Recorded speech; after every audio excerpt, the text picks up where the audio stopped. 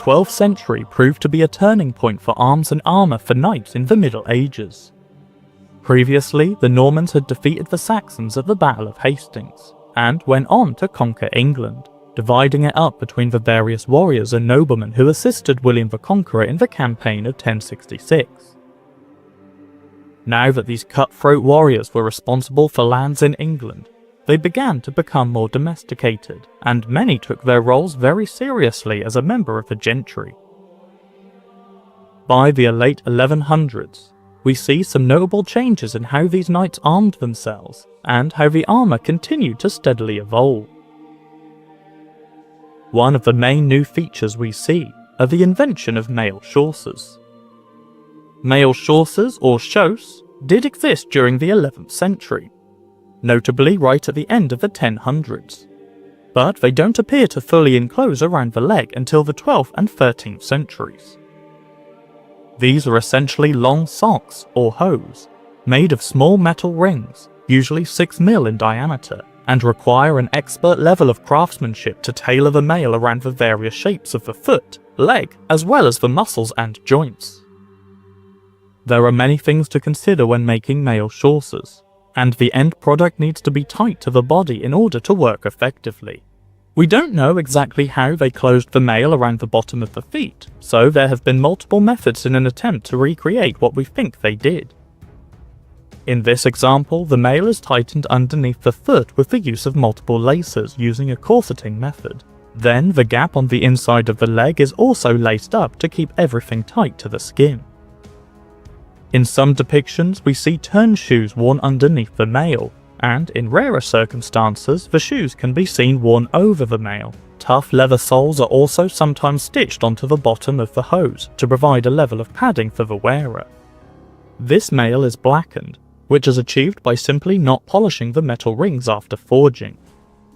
Another method of blackening armour is heating the metal surface, then applying boiled linseed oil onto the metal, burning it into the armour's surface.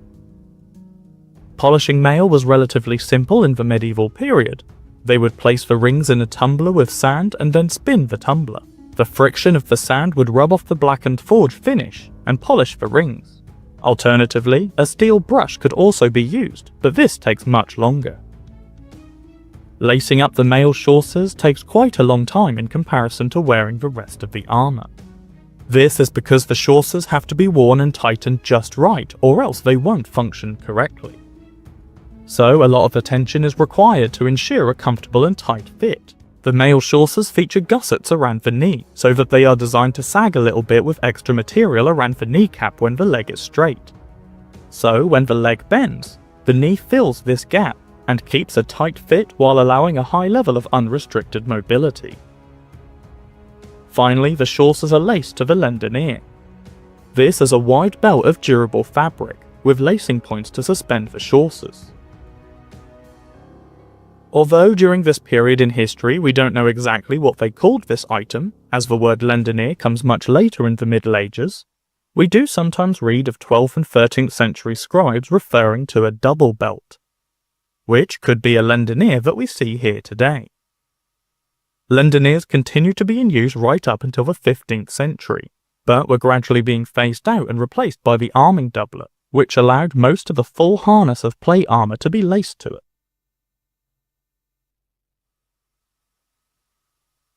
Next, an under-tunic is worn, which is made of a dense woolen weave. This was designed to be a durable underlayer for when the mail is worn on top. These tunics have been used underneath mail for many centuries, but weren't as thick as gambesons because the extra padding was simply not required. Indeed, there is no evidence for gambesons in the 12th century. Before the mail, the knight wears an arming cap and tucks his hair inside this cap. Now the mail hauberk is worn, which consists of integrated mail mittens and a coif. Just like the chaussers, these hauberks needed to be highly tailored and required an expert level of craftsmanship. The arms were especially difficult to make, as they tapered towards the wrist, and, unlike the chaussers, they were not laced up. They often did not have laces to tighten them up, Instead, they had to fully enclose the arms and provide a tight yet flexible fit, again with the use of gussets on the elbows. The male mittens have leather pads for the insides of the hands, and often had gaps so that the bare palm of the hand would hold the sword to give the best dexterity possible.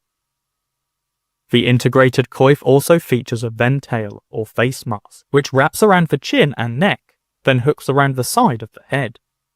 Both hooks and laces were used in the 12th and 13th centuries as far as we know, in order to keep the mail closely fitted to the head. Again, we also don't know exactly how this was achieved. The contemporary artwork shows a variety of patterns of how the mail is worn on the head, which suggests that either multiple construction and fitting methods were used, or simply that this is just a degree of artistic license. Interestingly, perhaps by design or not, the hauberk overlaps the chaussers on the thighs, which provides a double layer of protection. Now that the mail is on, the Chevalier now wears a surcoat over his armour, which is made of silk. Despite popular belief, these surcoats were not made of wool or linen, but they seem to be almost exclusively made of silk. Silk was a luxurious and highly priced commodity during the medieval period, specifically during the High Middle Ages, which encompasses the 12th and 13th centuries. Silk is also surprisingly tough, which may be one of the reasons why knights chose this material for their surcoats. Another very likely reason, other than the durability and the luxury, is that silk could have a very shiny finish, and therefore make the knight easily seen on the battlefield, which could then in turn intimidate an opponent, since striking colours, expensive clothing and fine armour would surely mean that this knight is very successful at his duty of combat. After the surcoat, the Chevalier wears a thin belt, which could be made out of either leather with gilded or brass decorative buckles and strap ends, or patterned colourful fabric. Then he wears his arming belt, which contains his sword. This is a reconstruction of an original medieval sword found just off the coast of Israel near Carmel Beach, and is believed to have been used during the Crusades between the late 11th to 13th centuries. During the High Middle Ages, swords such as these were highly important both for their martial effectiveness and their symbolism.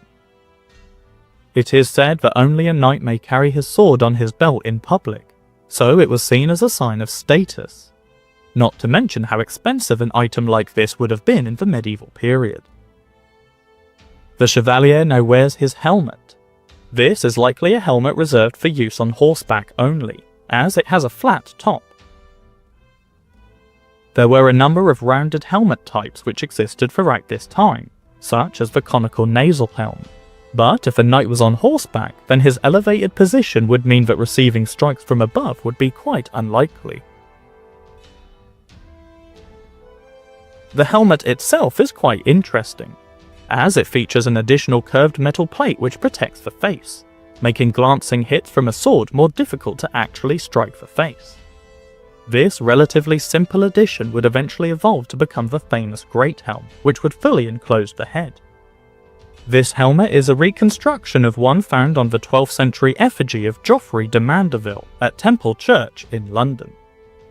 Some people may refer to this as a transitional helmet, but it is important to note that medieval arms and armour was constantly evolving, so each item, whether it be a sword, shield or helmet, would transition into something slightly new and different with each generation. To this Chevalier, he would not consider this helmet to be transitional. Instead, this would just be the latest and most modern design in head protection that was available to him at the time. Finally, the knight equips his shield and spear. The shield has evolved slightly from the previous centuries, and now features a flat top as opposed to the rounded kite shields of the 11th century, which were themselves an evolution from the round shields of the previous periods in history.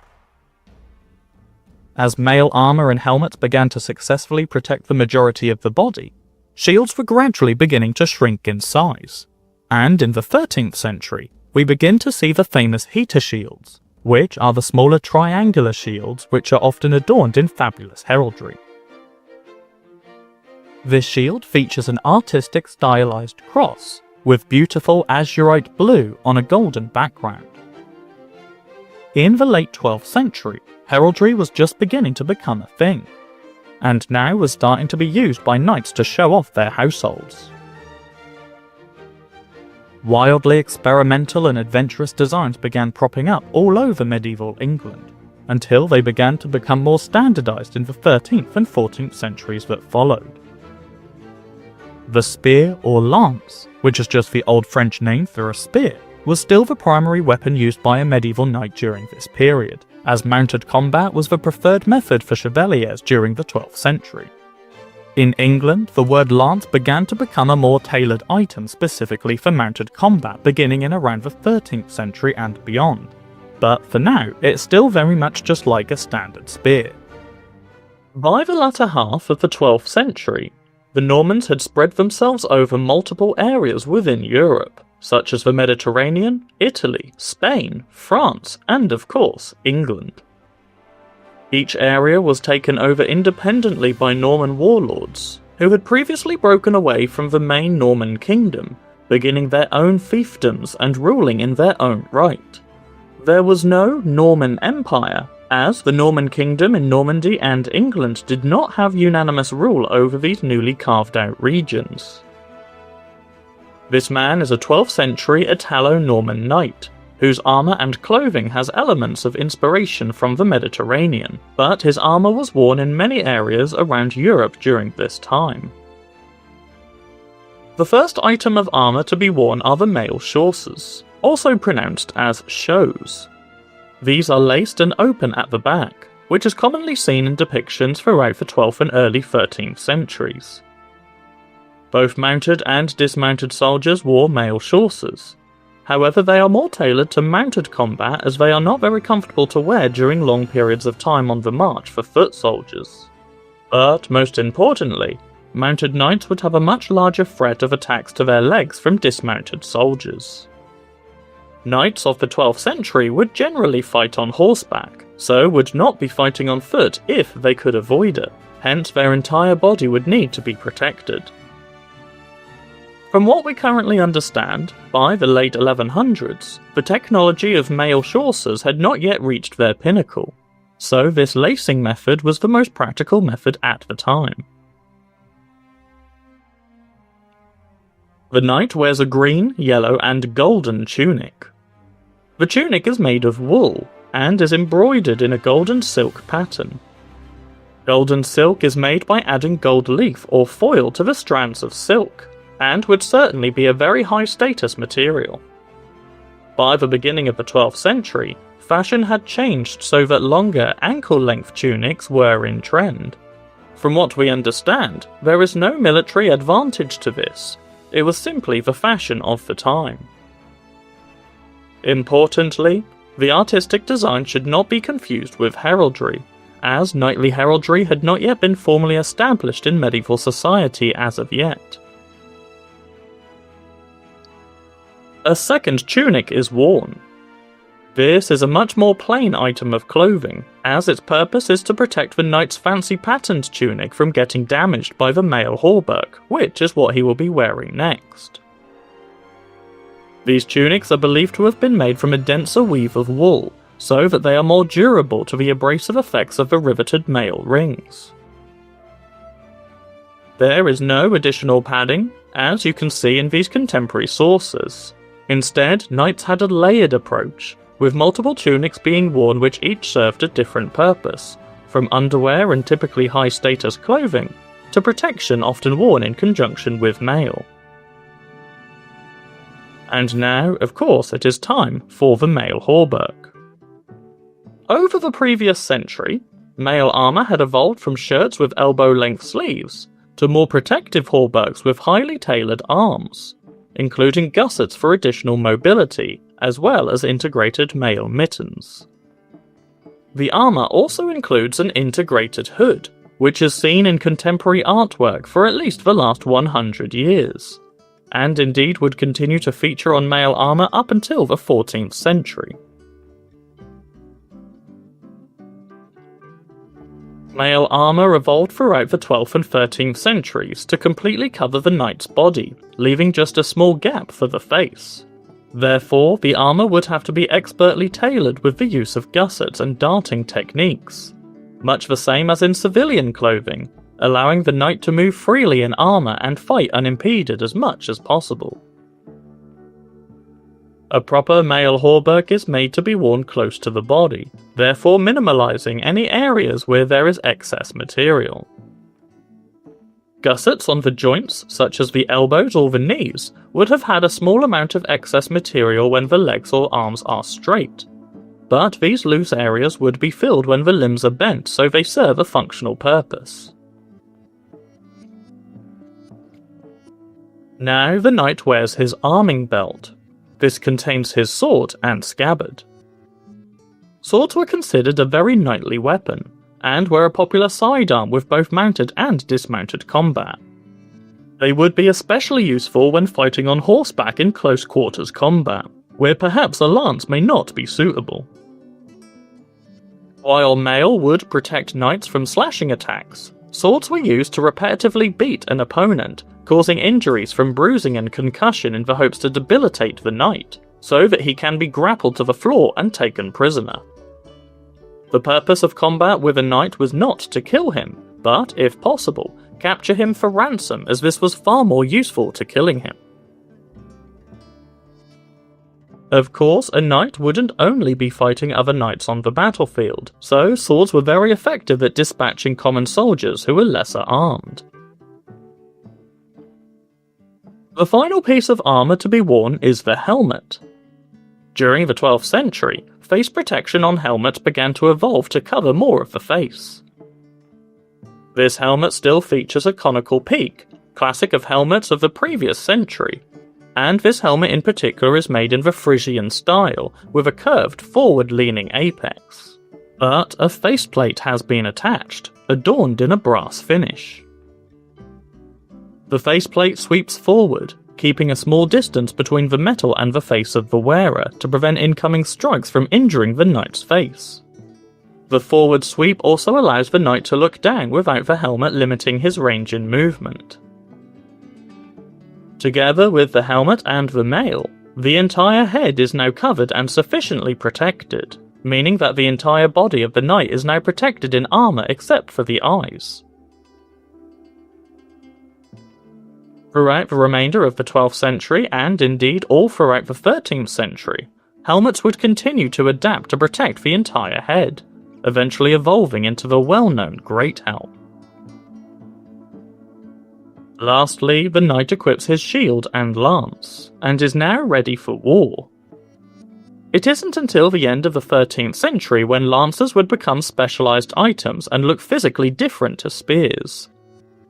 In the modern day, we refer to these shields as flat-topped kite shields, as they had evolved from earlier teardrop kite shields that the Normans are famously depicted wearing in the Bayeux tapestry.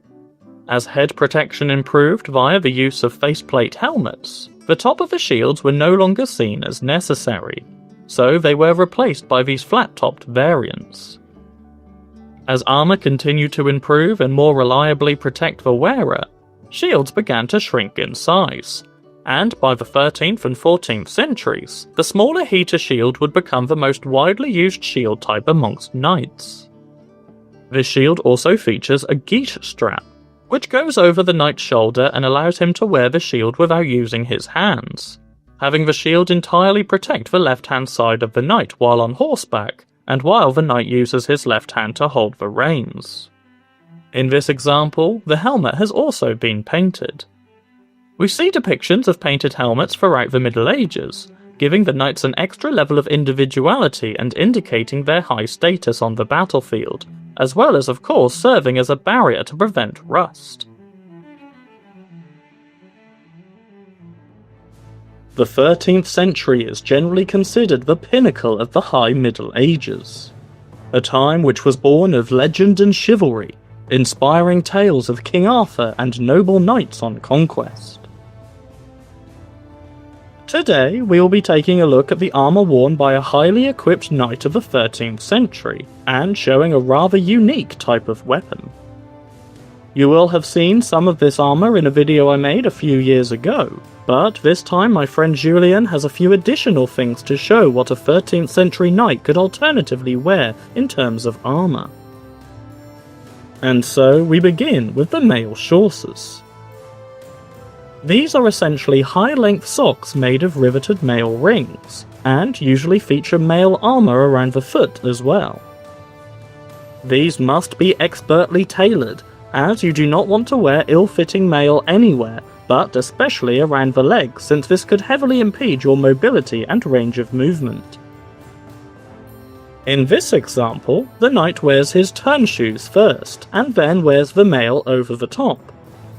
There are also depictions which suggest leather soles being sewn into the bottom of the male feet, removing the requirement to wear shoes. But this variant would more likely be reserved mainly for mounted combat, since this would surely become quite painful after a long period of walking. The chaussures, or shows, are laced around the back of the leg using a corseting pattern, keeping the mail tight to the limb. By the 13th century, enclosed chaussures were also being used, and would have been a more advanced alternative to the open-backed variant. They would feature gussets around the knees, meaning that there is a little bit of extra material to create an area which would be filled when the leg is bent. The addition of gussets to mail armour, especially around the joints, allows for a tight yet comfortable fit, meaning that the knight can bend his arms and legs almost unimpeded despite having his entire body enclosed in mail armour. Once the mail chaussures are completely laced up, they are then tied to a belt around the waist, ensuring they remain held up and do not fall down over time. Despite looking like a very time-consuming task, a knight who is well rehearsed in armouring himself could finish lacing up a pair of mail chaussures in under 20 minutes, allowing for roughly 10 minutes per leg. The second item to be worn is the armouring coat, made of wool. While we do not have a specific name for this garment, we commonly see long tunics like this being worn underneath mail hauberks. So they are believed to have been made specifically to be worn with mail, likely being crafted from a dense weave of wool to withstand the abrasive characteristics of the mail rings. We see these tunics being worn under mail armour all throughout the Middle Ages, especially from the 11th to the 13th centuries. Following the coat, the mail hauberk is now worn. Mail armour had evolved substantially from the shirt shown on the Bayeux tapestry, worn by the 11th century Norman knights. They still continue to feature an integrated coif, along with a ventail which would be laced or hooked around the head to provide protection for the face, chin and neck, but now they also feature longer sleeves, complete with gussets for the elbows to sit comfortably. And now, of course, they also include integrated mitten gloves, with leather pads for the fingers and thumb.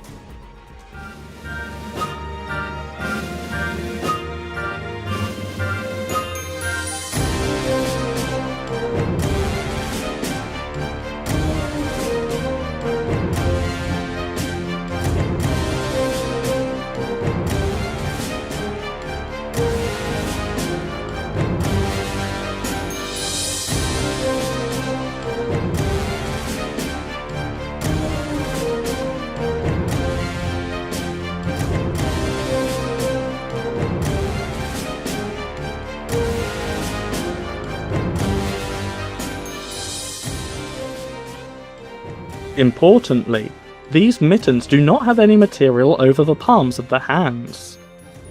This is so the knight can easily remove his hand from the glove if he needs to use his fingers for particular tasks, such as picking up items or tying up laces on his armour which may have come loose over time. Also, this means he has more dexterity when holding his weapons such as a sword, being able to have more control over such things like edge alignment, ensuring a precise cut with each swing. After the mail hauberk, a coat of plate shall be worn over the top. The coat of plates, along with tubular leg armour for the shins named shin bolts, which are depicted in the Mashizalski Bible, are the first rendition of plate armour in the medieval period other than helmets. The coat of plate consists of multiple rectangular metal plates riveted to a textile such as wool or leather. Silk could also be used as an external layer, but would require another material for the plates to be riveted onto first. Once the coat of plates is worn, it is tied up around the front of the torso by the use of a textile belt. After this, a series of straps are tightened up and buckled in place around the back of the armour, ensuring a tight yet comfortable fit. The use of the coat of plates in conjunction with the mail hauberk makes the knight almost impenetrable to incoming strikes around the torso. Of course, this would make the knight considerably heavier, but he would be mounted on horseback, so the weight wouldn't necessarily be an issue. Also, the coat of plates provides excellent protection from attacks from below, where the hauberk overlaps the mail chaussers around the thighs, and the coat of plate then overlaps the mail hauberk around the stomach, providing a double layer of armour over most of the vulnerable areas of the body. Over time, the coat of plate will eventually evolve into the corazina throughout the 14th century, and then later the brigandine. The breastplate would also be worn by knights during the 14th century, and would then revolutionise plate armour for the rest of the Middle Ages. The knight now equips his heater shield, using a geese strap to carry the shield on his back. By the 13th century, the majority of knightly shields were heater shields. The name comes from a much more modern term, relating the shape of the shield to a Victorian clothes iron. As discussed in previous documentaries, as armour became more comprehensive, shields were gradually required less and less, so became smaller and lighter to use. During the next 2 centuries, shields would become even less integral to a knightly harness, as plate armour evolved to fully protect the body. Next, the knight dons his helmet. This is known as a great helm, and has evolved over the centuries to fully encompass the face and the nape of the neck, worn in conjunction with the mail coif and sometimes a Chevalier or skull cap. The face plates are made from multiple steel segments, riveted together to create an intimidating visage, with thin slits forming the oculus. Holes are stamped through the cheek plates of the helmet, acting as breath holes for additional ventilation. This one in particular is a reproduction of the type of helmet seen depicted on knights in the previously mentioned Maszewski Bible, also known as the Morgan Bible. Lastly, the knight wields his favourite weapon, which is indeed a true brute of medieval warfare in the 13th century. This glorious weapon is called a faussade. It is essentially a falchion blade, a single-edged sword, attached to a large handle wrapped in leather, designed to be used with 2 hands. This weapon is depicted in the Morgan Bible multiple times, exclusively wielded by knights and even on horseback, which at first seems like a very difficult weapon to use while mounted on a horse. But we see multiple depictions of knights on horseback using 2-handed weapons, with the reins being looped through the knight's belt to hold them. I am not well rehearsed in the art of horse riding, so I shall let Julian, the reenactor featured in today's episode, to discuss the intricacies of 13th century horsemanship in a future video.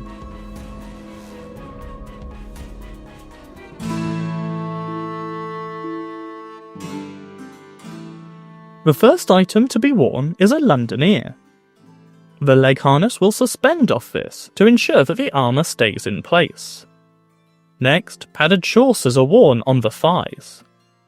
This transitional item was popular during the 13th century, but largely disappeared by the turn of the 15th century. A pair of sabatons are worn as feet protection.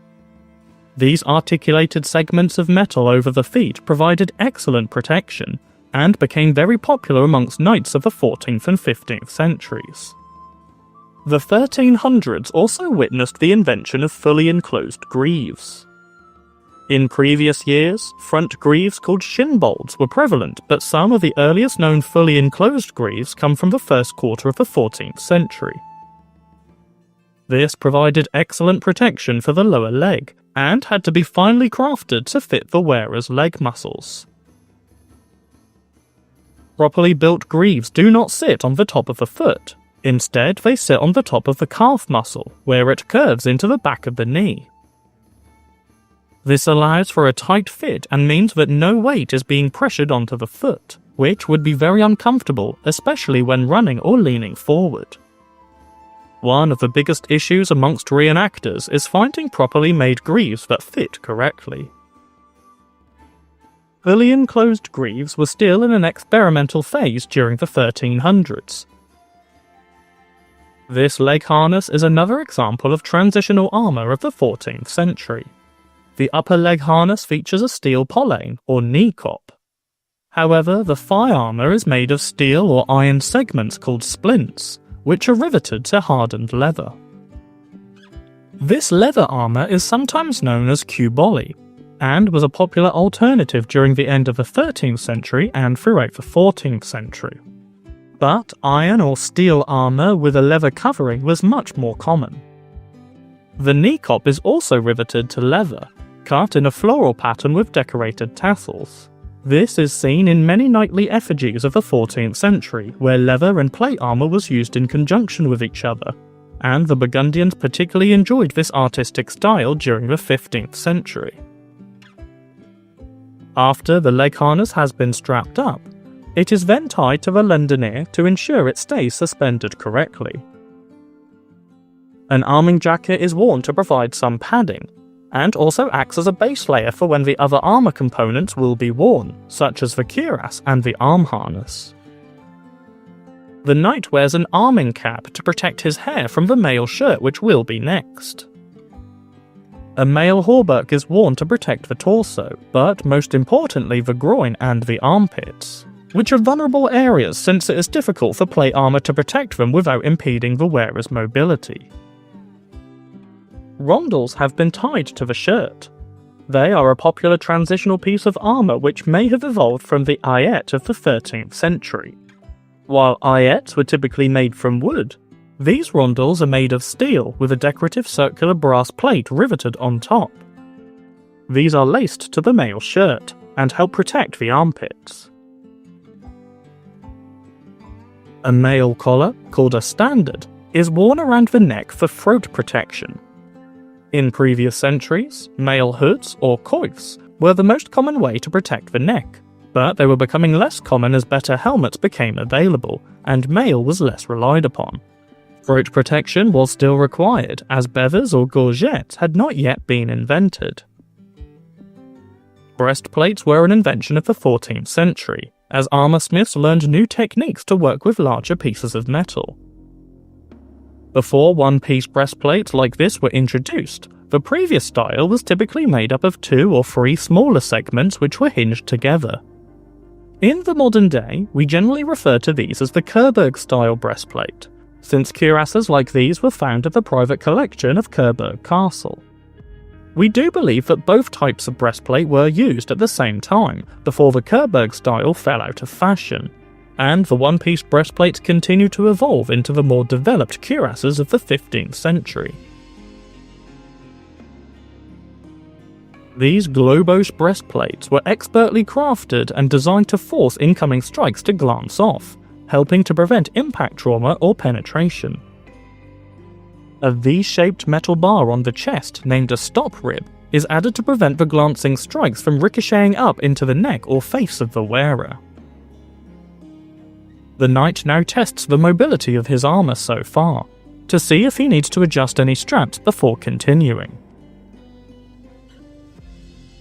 Next, an arm harness is worn, consisting of an upper section named a rear brace or upper cannon, an elbow plate named a couter or elbow cop, which protects the elbow and inner joint of the elbow, and the lower arm protection named the vambrace or lower cannon. These lower cannons are enclosed to provide better protection, but demi-cannons were also commonly used by lower-class soldiers or soldiers who generally weren't expecting to engage in melee combat, such as archers. The knight is equipped with a longsword, complete with scabbard and arming belt. He is then given a rondel dagger by his squire, which is attached to the belt. These two weapons are quintessential of the 14th and 15th centuries, and are regarded as typical knightly sidearms. The rondel dagger was specifically made to stab opponent knights, the ice pick style blade being ideal to get in between the gaps of plate armour and expose the more vulnerable areas like the groin or the armpits. On effigy tombs of the mid-1300s to late 1400s, rondel daggers and arming swords are often depicted on the effigies of knights. A popular knightly helmet of the later 14th century and the early 15th century was the hand-skull bassinet, which fully enclosed the wearer's head with a full-face visor. A mail avental is attached to the helmet, which completely covers the neck, throat, and the shoulders. This doubles up the mail protection around these areas, so now the knight's throat is protected by a mail collar, the stop rib of the breastplate, and the mail aventail. Finally, hourglass gauntlets are worn to protect the hands. These gauntlets replaced the earlier mail mittens of the 13th century. The hourglass shape allowed for a good amount of wrist movement, however they did suffer the risk of an opponent knight getting a rondel dagger inside the gap and stabbing at the wrists. This has been known to have happened on multiple occasions throughout the 14th century, and fighting treatises even show this as a method of attack. By the mid-15th century, advances in wrist articulation allowed for the cuff plate to be made closer to the wrist, as the cuffs were no longer the hinge points of the gauntlet. The cuff plate was also made longer and acted as a doubling up of armour for the lower arm, overlapping the vambrace. It was thanks to developments like this that shields were no longer required as much, since the knight's harness already provided more than adequate protection. Over the next 100 years, plate armour will steadily evolve to mostly replace mail, with the mail element shrinking to just cover the most vital areas, such as the armpits, groin, and neck. Full mail shirts were still being used right through the 15th century, however, most commonly in Italy. But even the Landsknecht would continue to rely on mail shirts in the 16th century as well. Poleaxes were the primary weapon of the 14th century knight. The lowered reliance on the shield meant that knights were now free to experiment with two-handed weapons, which provided heavier blows and were also more likely to take down an opponent knight in full armour as well. They typically featured an axe head, a spear point, and often either had a hammerhead or a sharp spike called a crow's beak, or bec de corban if you're French. Poleaxes therefore provided the knight with more options during melee combat. They could poke the spearhead or spike into the gaps in an opponent's armour, they could cleave an unprotected limb with the axe head, or they could attempt to puncture through the plate armour and penetrate the opponent with either the hammerhead or the crow's beak. During this time period, we see a notable increase in light artillery such as longbows and crossbows. The handskull bassinet was designed to withstand arrow fire specifically. The arrows would hopefully glance off the extreme angles of the visor, but the English knights also liked to fight dismounted, which required good vision and ventilation, since you'd get very tired very quickly fighting with a two-handed weapon in full armour. So the visors were sometimes attached with a pin, which meant that they could easily be removed to allow the knight to enter the melee with less protection but better mobility and spatial awareness. A constant rule of armour is that better protection always comes at the cost of mobility, and vice versa. As mentioned earlier, the 14th century saw a lowered reliance on the use of shields. However, we do still see these heater shields being worn by knights of this period. Shields had been progressively getting smaller from the large kite shields of the 11th century to the flat-top shields of the 12th and 13th centuries. This is because as armour gradually became more universally protective, Large shields were no longer needed since the armour was now doing the job of the shield. A lesser known fact is that the globular shapes also provide an air gap between the breastplate and the wearer, making blunt force trauma less likely to break ribs or cause internal bleeding, and making it more likely that the knight could get away with just bruising, which would be far less serious. Rondels continue to be used right into the 16th century, also known as bessegues. Just like with the polaines, these rondels have a decorative red leather backing in a floral shape. Throughout the 14th and 15th centuries, we see a lot of floral decorations on armour, specifically English armour, such as leaf-shaped fan plates on the polaines and the couters.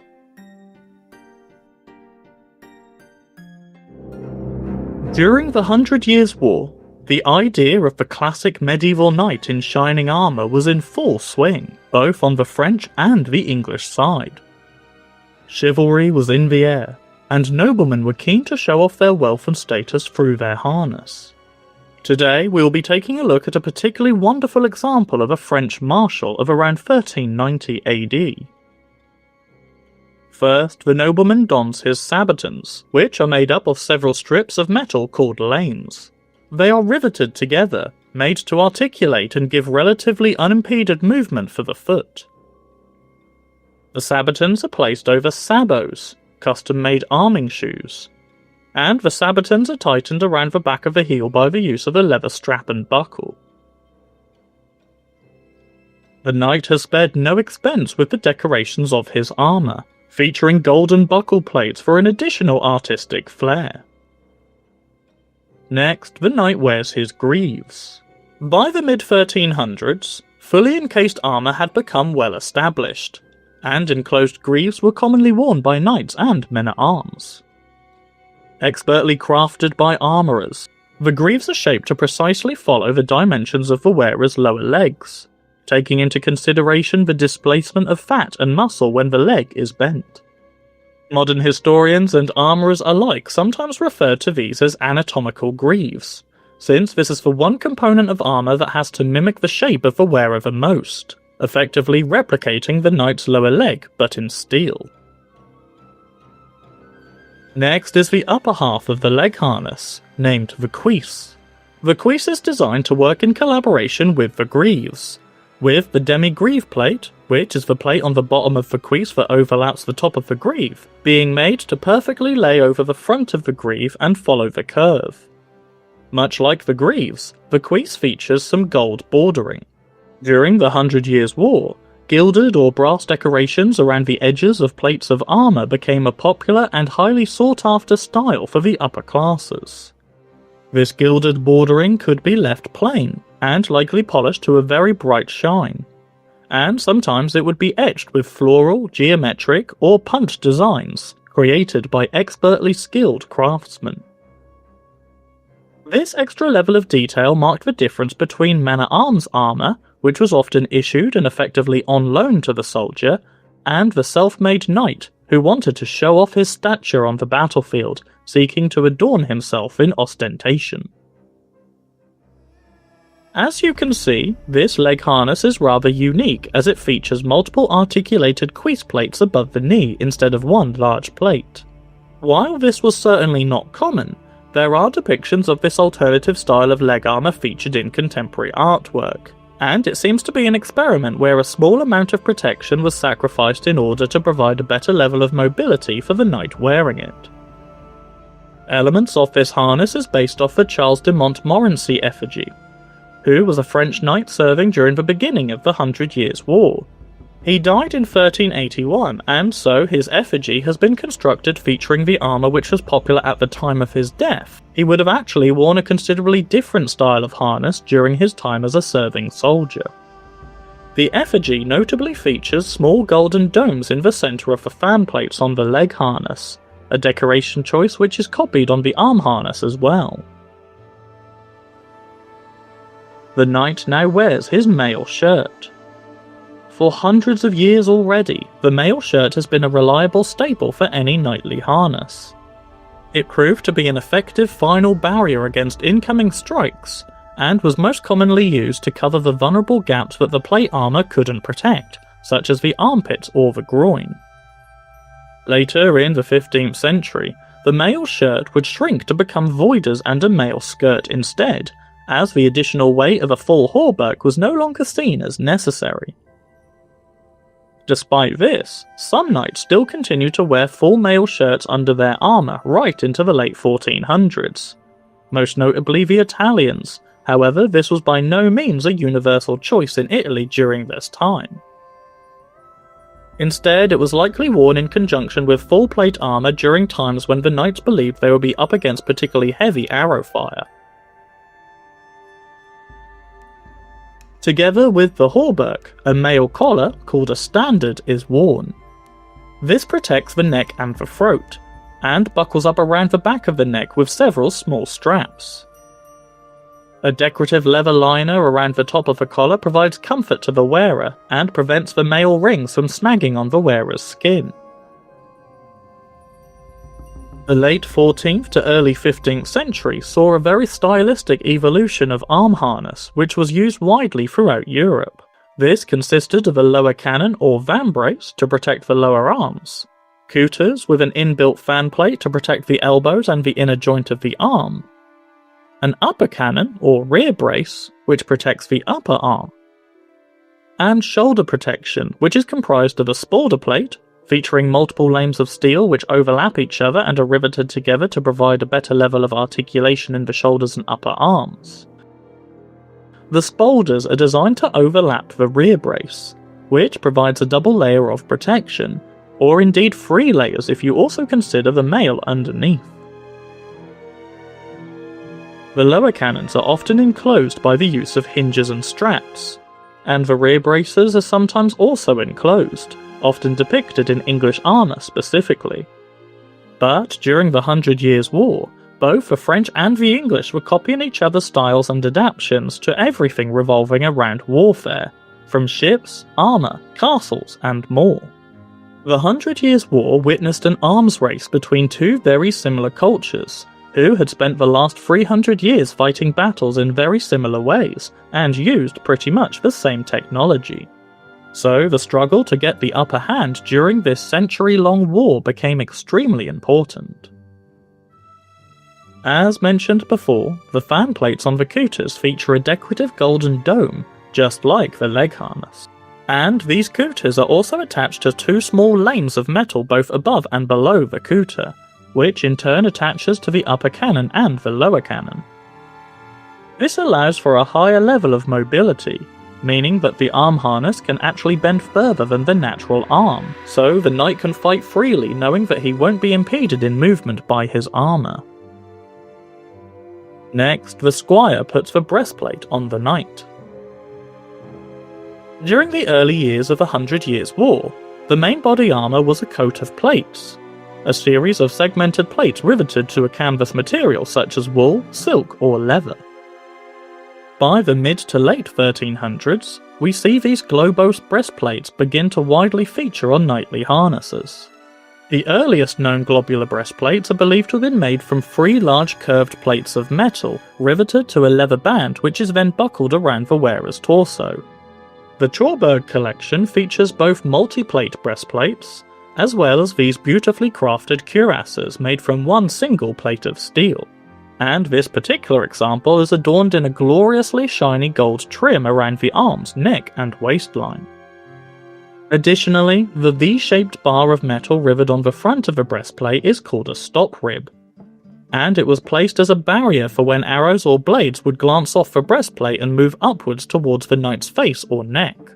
The stop rib would hopefully guide incoming projectiles or blades away from the face and over the shoulders instead.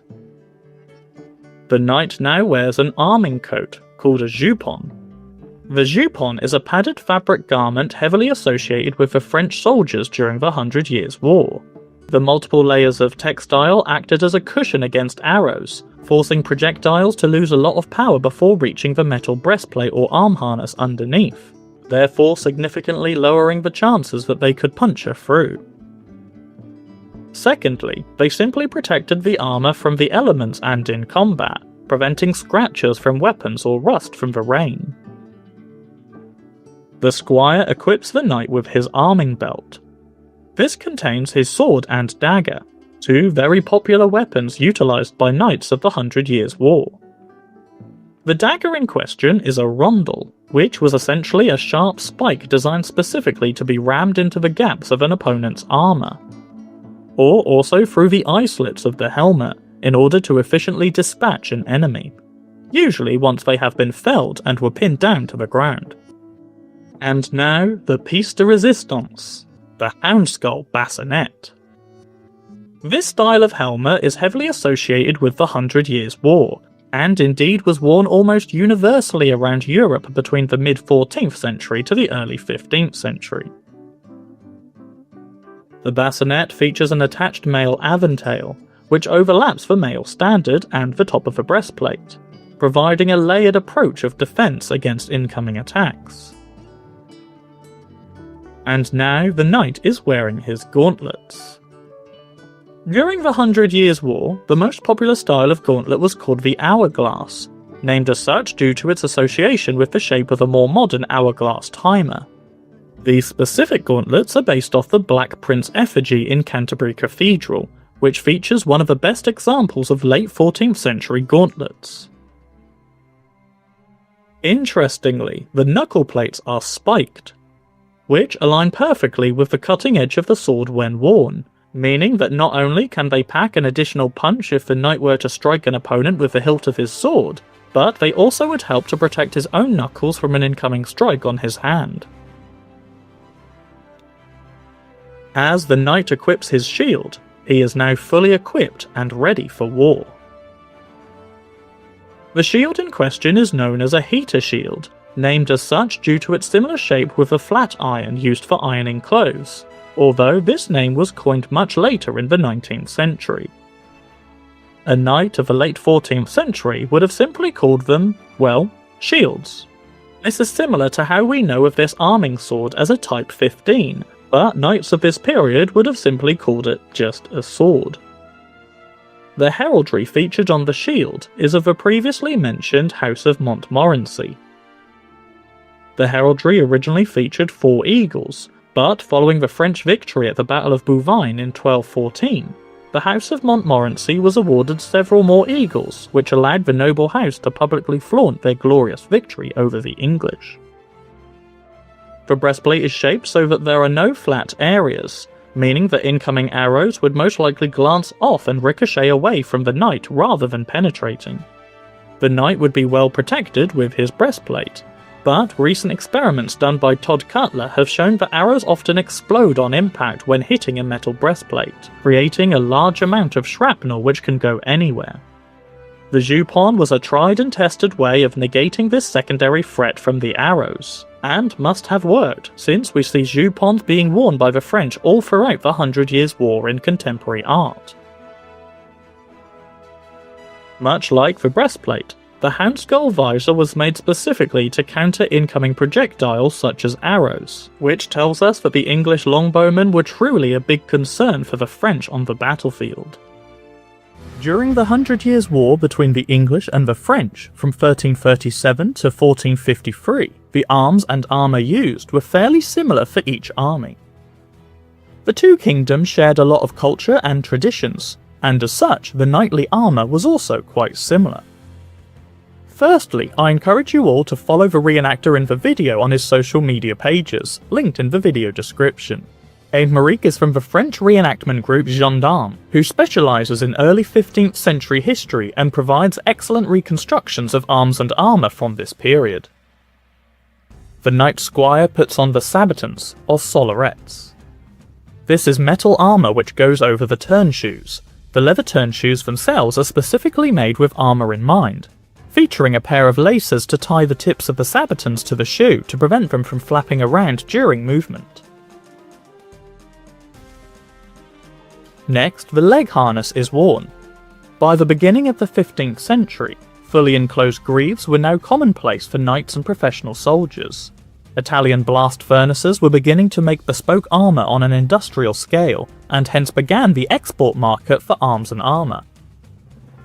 The entire leg harness is made up of greaves to protect the lower leg, articulated pollaines to protect the knee, and a cuisse to protect the upper leg.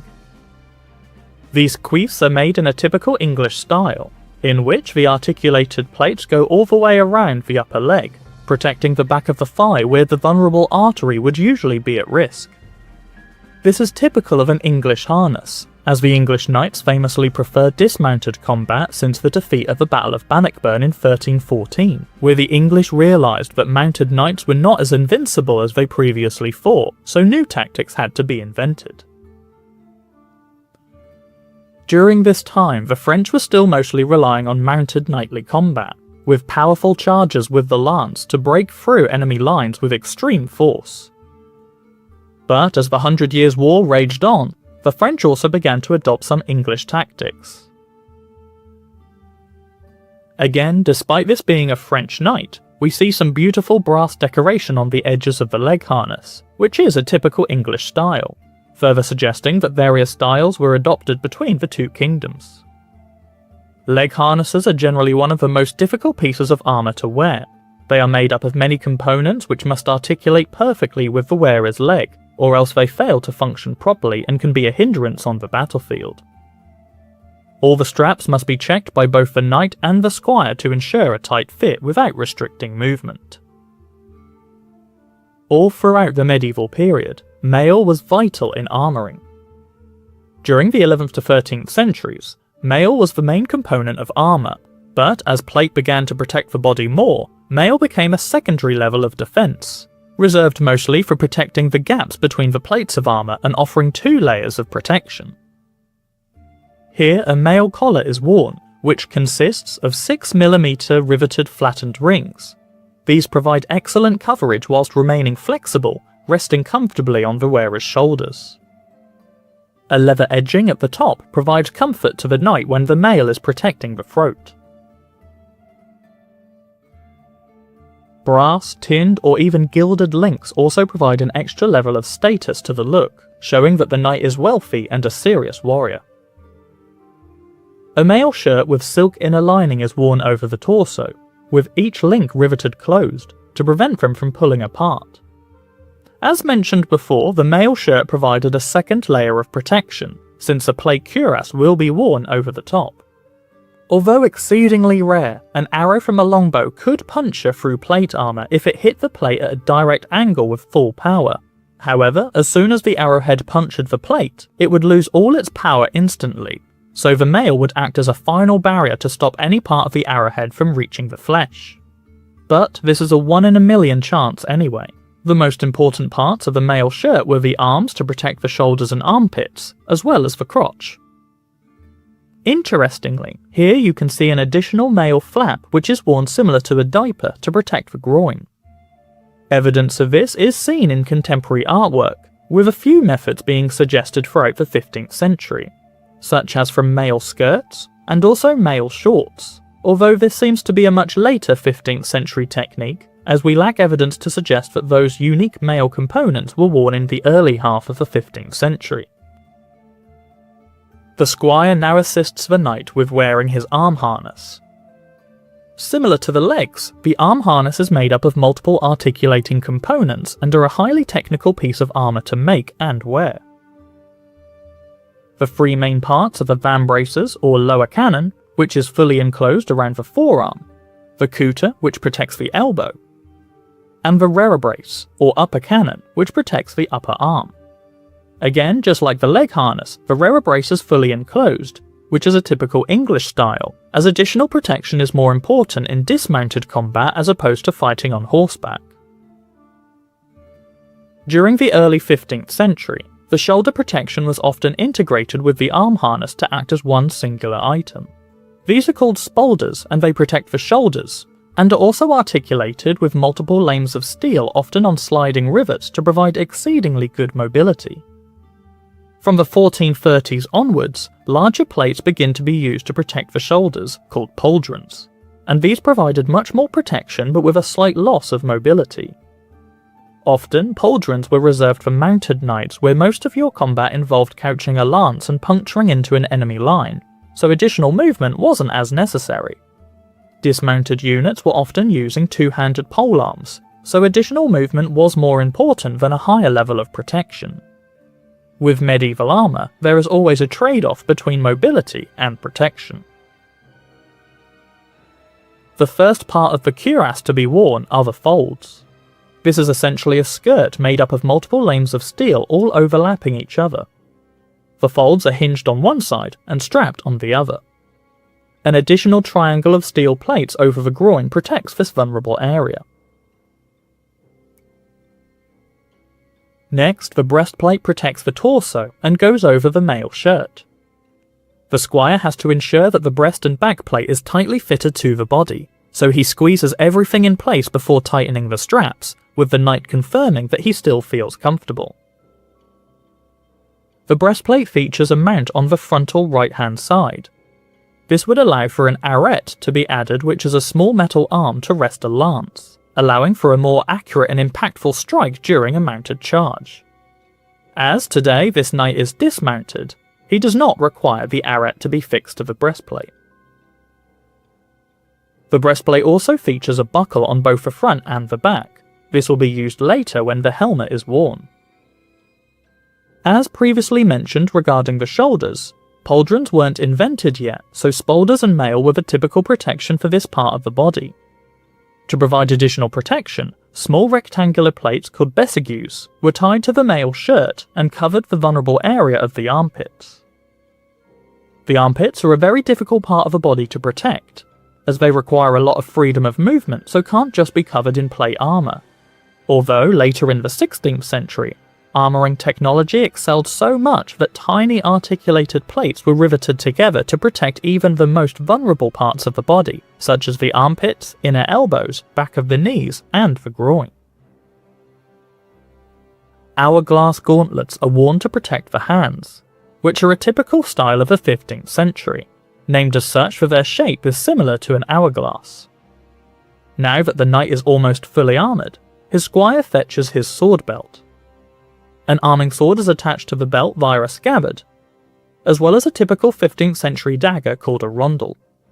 While swords weren't commonly used by knights on a 15th century battlefield, as they aren't particularly useful against a fully armoured opponent knight, they are still seen as a status symbol of knightly power, and there are some theories that swords were considered a religious item and may have been worn onto the battlefield for superstitious religious beliefs as well as being a status symbol.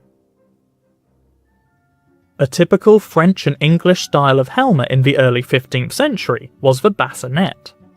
This is a form of head protection which curves around the shape of the head to provide a close fit as well as excellent protection, with a padded layer inside to help increase comfort but also lessen the effects of head trauma such as concussion. The type of bassinet you see here is called a great bassinet. Great bassinets were developed in around 1410 and remained in use right up until the 1440s and possibly even later. Most bassinets consist of a male neck and shoulder protection called an aventail, but great bassinets replaced this male component with a solid plate, which was then strapped into place by the buckles on the breast and back plates of the cuirass.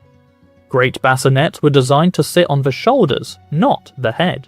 So the wearer's head is actually not bearing any of the weight of the helmet, which means that they do not get immediately impacted by blunt force trauma against the helmet from an incoming attack. This ingenious design was also common in early 15th century jousting helmets, most famously the frogmouth. Lance strikes, whether in jousting or field combat, were becoming far more powerful largely thanks to the invention of the arret, meaning a single well-aimed lance strike could easily snap the neck of the opponent upon impact. These designs of helmets helped minimize this risk. The helmet also features a visor which can be kept open for additional vision, or lowered to provide excellent protection against incoming arrow fire, which was always a big danger on battlefields during the 15th century. Also during the 15th century, shields were still commonplace on the battlefield, but were often reserved for lower class soldiers who used them as cheaper alternatives to plate armour. But smaller shields like this were still popular for knights, especially for mounted combat. This shield is called a targe, and is strapped to the knight with the use of multiple straps and buckles. Unlike most shields in previous periods of history, targes stayed fastened to the knight's shoulder, pretty much acting as an additional layer of armour. This was because most people were right-handed, so they took most of their hits from opponents on the left side of their body. Targes provided blanket protection for the left shoulder and arm, which was one of the most common places to get hit. The targe would absorb the majority of the power from incoming strikes from lancers, poleaxes, and other heavy weapons, as even if armour protects parts of your body, you can still receive broken bones and internal bleeding from taking repeated heavy hits on the battlefield. Targes were often painted in beautiful artistic designs and heraldry, likely making it easy for other knights and military commanders to identify them on the battlefield, so they know where everybody was during chaotic engagements. Finally, the squire hands the knight his primary weapon, the poleaxe. Although sounding very similar to a pole axe, the poleaxe appears to be a specific weapon reserved for knightly combat. They often featured 2 or 3 components at the business end, such as a spike and an axe head, but also often featured hammerheads, quartered spikes, spearheads, or curved spikes called crowbeaks if you're English, or bec de corbin if you're French. The poleaxe was a primary weapon that the knight would practice with, learning how to utilise the various instruments at the end to debilitate or even disarm the opponent, expertly getting the spike in between the plates of armour, or using the axe or hammer to force the opponent to the floor, giving the knight vital seconds to pin him down and dispatch him with the rondel dagger. By around the beginning of the 15th century, we see professional armies become more common in medieval Europe. Previously, a knight would be responsible for mustering up some of his local villagers, arming them and taking them on campaign with him. Minimal military training would take place, and the soldiers were often used as more of a barricade or obstacle on the battlefield. During the 100 Years' War, French knights began to be accompanied by at least 2 servants who were also professional soldiers, called the Valet d'Armes. This particular Valet d'Armes is considered a gros valet, which is one of the more heavily armoured versions of this professional French soldier. First, the leg harness is worn. The first part of the leg harness to be worn is a fully enclosed greave to protect the lower leg. At this point, I would like to invite you to support this reenactment group, Gendarmes 1415, by following their social media pages, which I have put in the description below. It is important to support the reenactment groups you watch in these videos, as it allows me to make more videos with other groups, showcasing military arms and armour throughout many periods of history. Next, the cuisses and pollaines are worn, which protect the knee and upper legs. The pollaine features a large fan plate on the outer sides of each leg, which help protect the back of the knee, which is one of the most vulnerable areas of the body. You couldn't put plate armour around the back of the knee as you required this area to be exposed for mobility, so the fan plate helped to at least reduce the likelihood of injury. The leg harness is then strapped in place and tied to the arming jacket with the use of laces, called points or point ties. The points feature small brass cones on the end, which helps poke the laces through the holes when attaching the armour.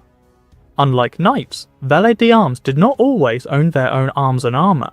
Instead, the residential knight to whom they paid service to would sometimes provide the kit that they required. During this time, Italy was leading the way in the armour-making industry. Their technologically advanced blast furnaces made working with metal much easier, so they could more easily make armour on an industrial scale for the export market. The Italian export market sold arms and armour mostly in 3 sizes: small, medium, and large. It seems to be armour purchased through these Italian export markets that was reserved for these retinues of soldiers. A mail collar is worn around the neck, complete with a leather trim for comfort. The collar is called a standard, and is made of many small metal rings, all linked together and riveted closed. Next, a quilted coat is worn. This padded garment is called a jack, and provided a basic level of protection, but the wearer would still be very vulnerable from thrusting attacks from spears as well as arrow fire.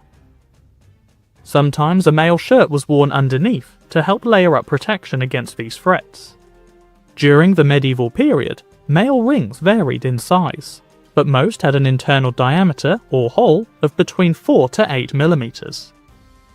The sleeves can be tightened to bring them closer to the wrist, which is needed for when the gauntlets are worn later. There were many types of padded armour in the 15th century. Jacques, jupons, gambesons, pourpoints, acetons, and many more were all examples of experimental padded armour. A globose breastplate is worn over the jack.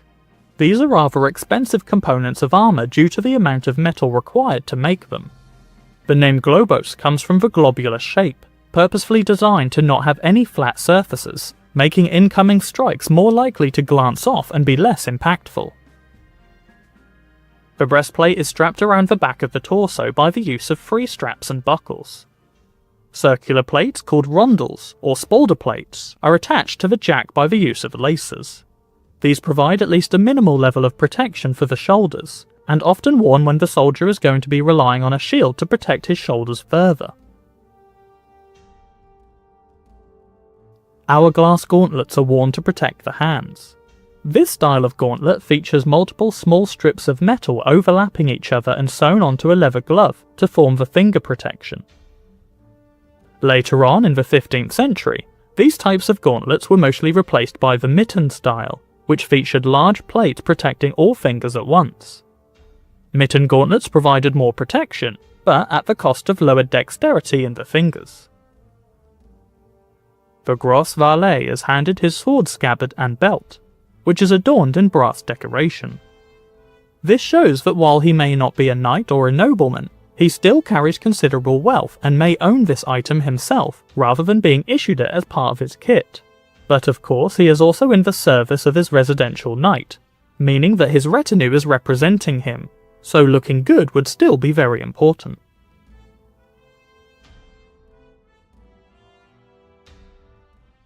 A rondel dagger, the most popular type of dagger in the 15th century, is also worn and used to dispatch opponents at short distance.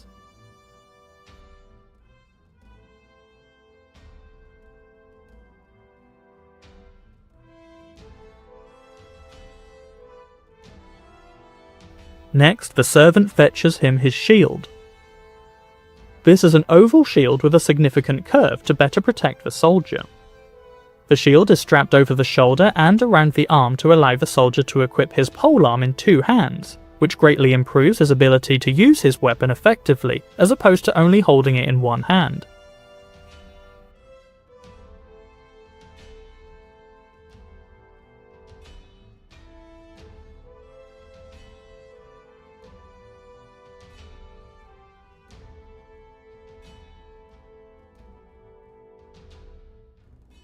The last piece of armour to be worn is the helmet. This is a barbute or barbuta, and was popular in French and Italian militaries throughout the 15th century. It provides excellent close protection to the head and the back of the neck, while also providing unimpeded vision.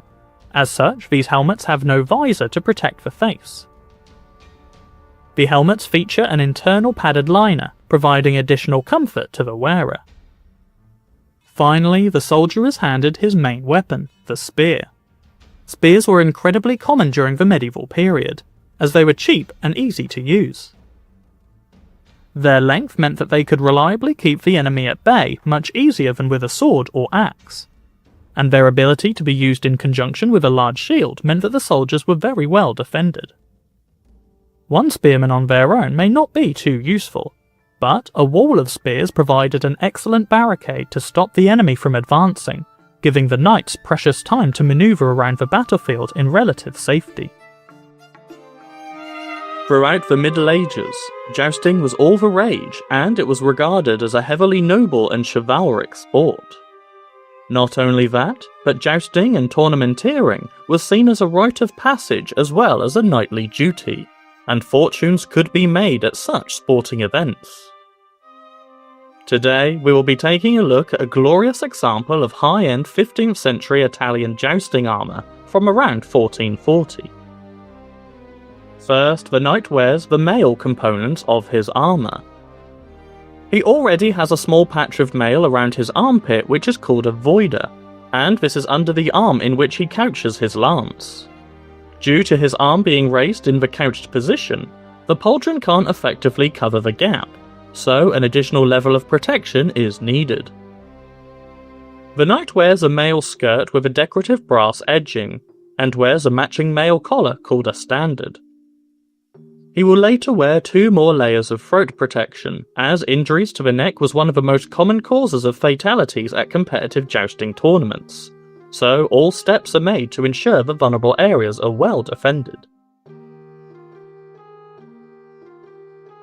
The squire now equips his knight with a pair of greaves. As discussed in previous episodes, greaves are one of the most finely crafted components of armour, and must be made to mimic the anatomy of the wearer's shin, calf muscle, and curvature from the ankle to the top of the foot. Due to the greaves closely matching the shape of the wearer's leg, modern historians often refer to these as anatomical greaves. They are constructed in 2 parts, with a hinge or 2 on the side, and leather straps and buckles on the inside, since the hinge is stronger than the strap, so it's less likely to break if struck with a weapon. This knight would have had an option to wear sabatons in order to armour his feet if he so chooses, but he has opted to forego his sabatons for today. Next, a pair of beautifully crafted cuisses are worn. These make up the upper half of the leg armour, and are made from a pollane, which protects the knee, a demi-greave plate, which folds over the top of the greave, and the cuisse plate, which protects the thigh. By the late 15th century, leg harnesses had evolved to comprise of multiple small strips of metal called lanes, which were all riveted over each other to create a high level of articulation, allowing the knight to bend his leg and rotate on his foot freely with minimal restriction. The muscles in your leg bend, stretch, contract, and displace a lot during everyday movements such as walking, running, or leaning, which makes the legs a very difficult limb to cover in plate armour. So, multiple lanes of steel both above and below the knee allows for the most flexibility while retaining a high level of protection.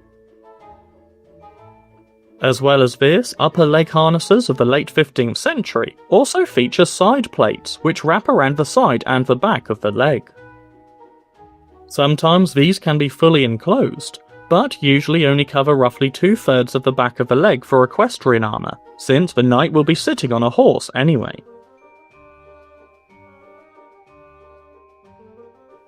The squire now prepares the cuirass by opening up the back plate and the breastplate. The knight wears the cuirass, and the squire buckles it in place, tightly around the knight's torso, using 2 straps over the shoulders. Once this part of the cuirass has been tightened up to the knight's satisfaction, the side is then attached by the use of more buckles.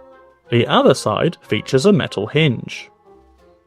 During the late 15th century, the typical Italian style of cuirass was made up of 5 components: the breastplate, backplate, placard, folds, and the tassets.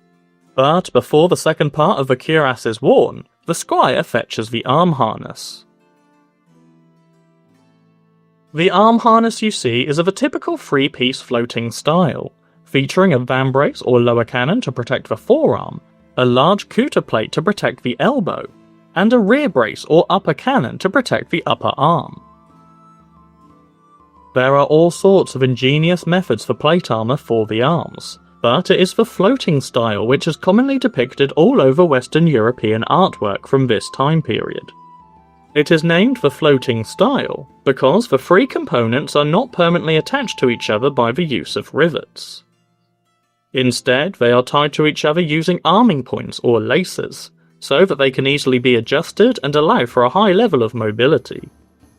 Of course, this does leave some gaps which could let a sharp blade slip through, but it was evidently considered satisfactory protection on the battlefield and indeed the tournament tilt yard. If the knight chooses to, he could also opt to wear mail patches on the inside of his elbows as an extra level of protection against this vulnerable area. The key to late 15th century plate armour is overlapping. As you can see, the shoulders are currently exposed, but the final part of the arm harness will be worn later, which will surely cover this gap. Now you can see that the lower half of the cuirass, the placard, folds and tassets, are attached to the breastplate by a strap on the front. This allows for more movement in the torso region, so that the knight can effectively twist in his harness, rotate side to side, and bend over with moderate freedom. The placard acts as a double layering of plate armour, going over the front of the breastplate and over all the vital organs. It is important to remember that a breastplate should not extend below the mid-waist area on the torso, as any longer than this and you risk limiting your range of movement. Instead, a skirt of folds, as seen here, ensures protection but also an extensive level of mobility. The folds are designed to collapse over each other when the knight sits down in his saddle, and the tassets then cover a part of the thigh which becomes exposed when the knight is sitting down. Tassets are generally considered a component of equestrian armour, but can also be used for dismounted combat as well.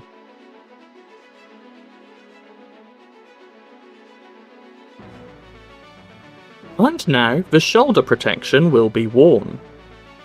These rather unusually shaped components of plate armour are known as asymmetrical pauldrons. Asymmetrical pauldrons were often favoured by mounted knights as they could effectively couch a lance under their right shoulder with the help of a smaller pauldron, then wear a much larger pauldron on the left-hand side of the torso which overlaps much more of the breastplate. This set in particular features a hort guard, which is the upright plate riveted to the left shoulder. This is essentially a small shield to deflect any incoming strikes from going into the neck or the face, with the curve of the plate encouraging an incoming lance or arrow to slide either side of the head away from danger. The pauldrons are attached to the body using lacing points which are tucked underneath the mail collar. The key to good shoulder protection is to have them laced up as high over the shoulder as possible. A common mistake in reenactment is that people tie them to points below the cuirass shoulder straps, when they should actually be tied above. Pauldrons are generally considered the heavier option when it comes to shoulder armour, with the lighter variant being the spolder. Pauldrons are certainly more tailored to mounted combat, where heavily armoured knights would charge into enemy ranks while couching a lance, ploughing through the enemy using shock cavalry techniques.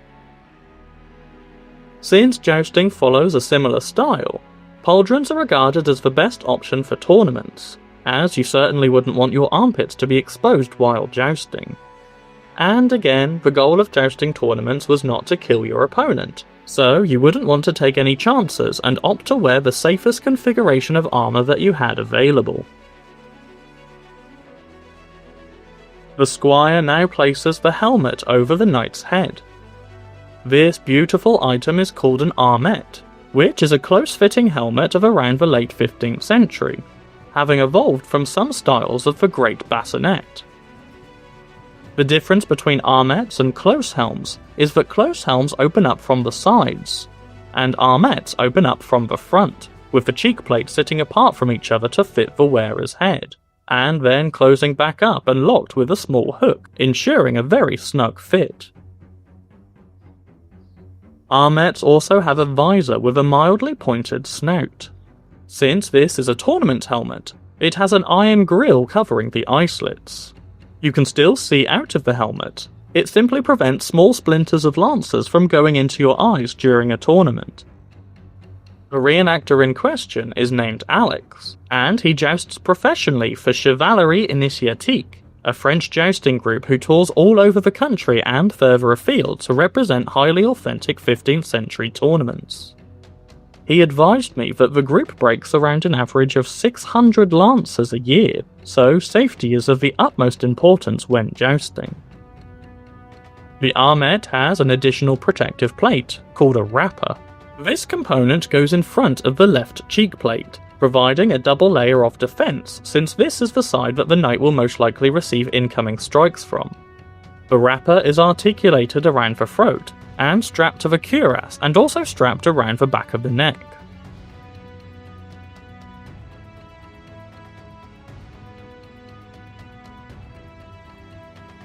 Finally, the squire hands the knight his gauntlets. These are typical late 15th century Italian mitten gauntlets, featuring additional small scales to protect the fingers. The cuffplate is somewhat extended from its hourglass ancestor from the early 15th century, and is made to overlap the lower cannon of the arm harness. The Italians favoured the mitten gauntlet, with large articulated plates covering the fingers, as they provided much better protection than fingered gauntlets, but at the cost of a little dexterity in the fingers. But, of course, a reduced level of dexterity was a small price to pay when the combat styles of the late 15th century was heavily crush-orientated.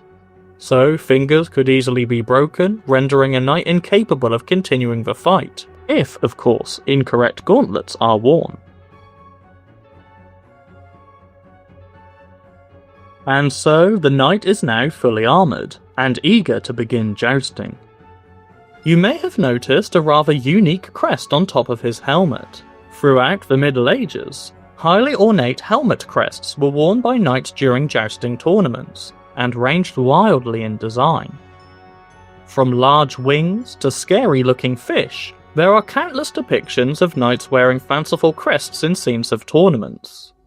The helmet crest here is of a greyhound, and is a reconstruction of the tournament helmet crest found at the tomb of Francis II, Duke of Brittany. The majority of these crests would be displaying the knight's household heraldry, and were often carved from wood, then coated in gesso, and painted splendorous colours. The knights are also wearing small shields on their chests which are called targes, which acted as both protection and as a target for the opponents to aim for. Again, they would be painted in stylistic heraldry to show off the knight's proud household, and some contemporary artwork suggests that variants of these were also worn on the field in real combat as well. Generally speaking, professional jousters were also knights who also engaged in real military campaigns. It was the main sport of the day, on par with football in the modern world, and these jousters were revered as celebrities. The goal was not to kill or even injure your opponent, but instead the jousting tournaments went off a points-based system, and you would therefore score points depending on the specific rules of the jousting tournament you entered. The most common type of jousting tournament would award most points for accurately hitting the opponent's shield, or striking so hard that your lance would shatter. We often see depictions of these lances shattering in contemporary artwork, with the lance usually seen breaking into 3 separate pieces. Today we are taking a look at the armour of an English knight from the late 15th century. First he puts on his leg harness. This consists of fully enclosed greaves, and a pair of upper leg armour called cuisse. The greaves are anatomically shaped, meaning that the armour is perfectly sculptured around the natural curves of the wearer's lower leg. In order to function correctly, fully enclosed greaves must be made exceedingly well, and ill-fitting greaves can cause great discomfort. Next, the upper leg harness is worn, which consists of the cuisse and the pollaines. The pollaines are made up of multiple articulated plates which protect the knee, with a fan plate on the outside of each leg to protect from incoming strikes at the side of the knees. The leg harness is tightened up using a series of straps and then laces, which are tied to the arming doublet. These laces are called points, and were sometimes coated in beeswax to make them more grippy, so they would be less likely to come undone when the knight is in combat.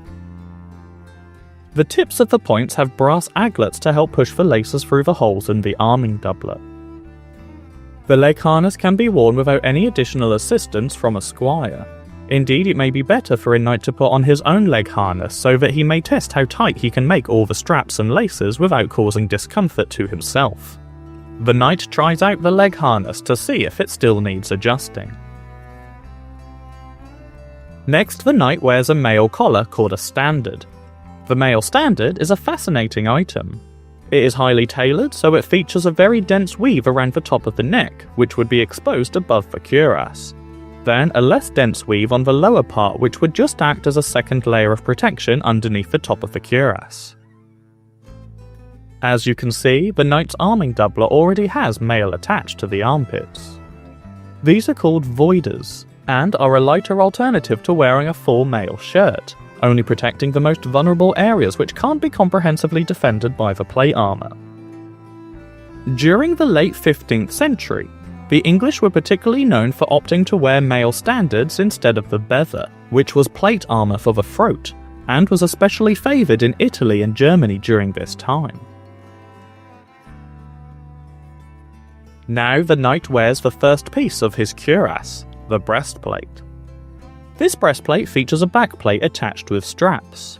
It is designed to protect the ribs and vital organs, specifically made to be globular in shape. This allows for a higher chance that incoming strikes will glance off, rather than impacting the knight directly. Indeed, plate armour does not actually feature any flat shapes, but instead everything is curved both to better fit the knight's body, as well as being sufficient at deflecting hits. The breastplate also features a small air pocket between the plate and the wearer's chest. This helps to absorb a direct strike and lowers the chances of the knight receiving blunt force trauma, since the air pocket helps cushion the blow a little bit. The second half of the cuirass comes in 3 pieces: the placard, folds, and tassets. Firstly, the placard is the lower half of the breastplate. Rather than being all one piece, the breastplate and placard is attached together using a strap on the front of the upper part of the breastplate. This allows the knight more mobility, being able to bend over and side to side. The 2 parts of the cuirass move independently, more in line with the wearer's natural hinge points. The folds are made up of multiple strips of metal called lames. These lames are riveted together either through the use of sliding rivets or through leather tabs, so that each lame can collapse over the other and allow for exceedingly good mobility around the waist and hips area.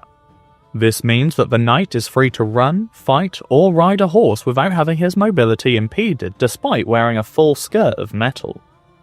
The folds also help to protect the groin, which is a very vulnerable area for a knight.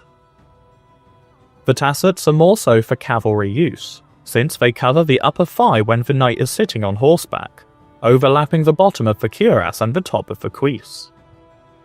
The English favoured dismounted combat throughout the early 15th century, but were becoming more versed in heavy mounted combat again by the time of the War of the Roses, where shock cavalry equipped with heavy lances would be used to plough into ranks of infantry. The knight now wears his arm harness. The armour for the arms is made up of 3 components: the rear brace, or upper cannon, the cutter, which is the elbow protection, and the vambrace, or lower cannon. Both the upper and lower cannons are fully enclosed, which provide a great level of protection. The cutter features a fan plate similar to on the leg armour. This protects the inside of the elbow and works especially well to protect the inner arm when the arm is in the closed position. You need a lot of mobility in your arm harness, otherwise you risk not being able to move your arm quickly enough to parry incoming attacks. So the arm harness was surprisingly light, and the thickness of the steel was usually much thinner than in other areas of armour on the body. This reenactor is wearing a 15th century harness which is a reproduction of the Sir John Crecy armour depicted on his funerary effigy. Crecy died in 1443 AD, so the main elements of this harness date to the mid-15th century. Next, the pauldrons are worn. These pauldrons protect the shoulders, and are the heavier version of shoulder armour, with the other lighter configuration being spaulders. Pauldrons do a good job in protecting the shoulders, providing a great deal of overlap over the upper arms and the cuirass. While they do offer a considerable amount of movement, they do impede the knight more than if he were to wear spaulders. Therefore, pauldrons seem to be more tailored to mounted combat, where the knight would typically wear a heavier configuration of armour and simply couch his lance. And then dismounted knights would typically favour the spaulders, which allowed for more free movement in the arms, so that they can more easily swing a polearm. At this point, I would like to thank the reenactor featured in today's video. I have put his social media pages in the video description, and I ask that you follow him to show support for the high quality reenactment that he provides. Supporting the reenactors featured in these videos helps show our respects to the efforts in recreating authentic historical portrayals. which in turn helps us all to understand how warriors of various historical periods looked and how they fought.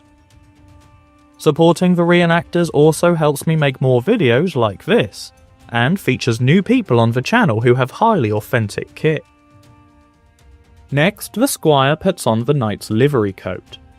This is an interesting and often overlooked piece of a knightly harness. They were likely made of wool or silk, and featured the knight's coat of arms. This would enable others to identify the knight on the battlefield, and help distinguish whose side everyone was on.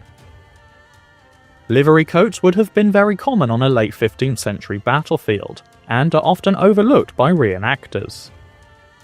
Not only do they help identify you, but they also help protect the armour by providing an extra level of padding, therefore reducing the chances of getting your armour dented or scratched. Livery coats also help protect from the rain, and therefore reduced the rust that can easily build up on a harness during a long campaign. Notice that at no point I've referred to this armour as a suit of armour, since this is a Victorian term and would not have been recognised by knights of the medieval period. Instead, they simply refer to their armour as a harness. The knight now wears his arming belt, complete with sword and scabbard. Swords weren't particularly useful when fighting other knights, as their armour was designed to withstand strikes from swords. But they still served a purpose. Many soldiers on the battlefield would be lesser armed, sometimes simply equipped with a helmet and a polearm.